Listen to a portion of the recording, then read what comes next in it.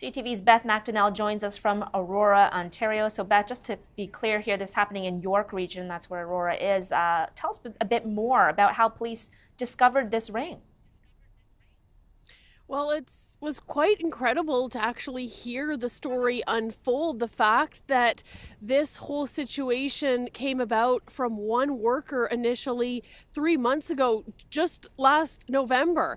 And from there, taking that tip and, York Regional Police working with Canadian Border Services agents to dig into this and what they uncovered, just the sheer size of it.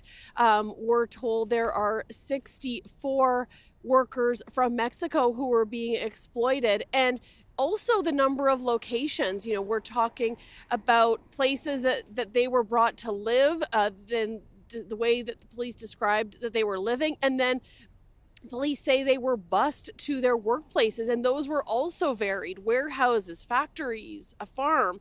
So it was just this, hearing the scope of this was really quite, as police mentioned it, disturbing. Right, 5 people have been arrested. Beth, tell us a little bit more about them.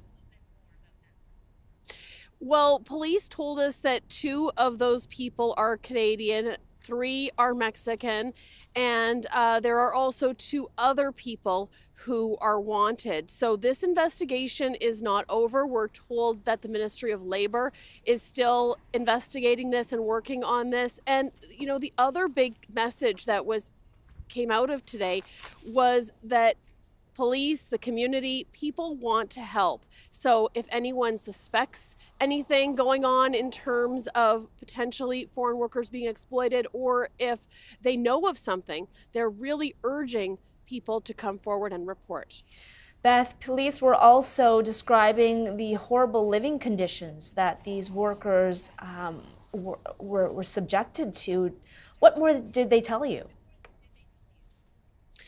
Well, it was again disturbing to hear how police say these people were living. To start, dozens of people living in a room on sleeping on mattresses on the floor, so overcrowding, saying they had very little privacy, saying that these places were infested with bugs. And then beyond that, just the way that the police say that these workers were treated, from coercion all the way up to sexual assault. And it was very sad and disturbing to hear how people were living, and also the fact that they were going to work and being paid underpaid significantly by the sounds of it. So the conditions very bad for these workers, according to police. And Beth, just finally here, have police said what will happen to the victims? What's up? What's next for them, and where will they go?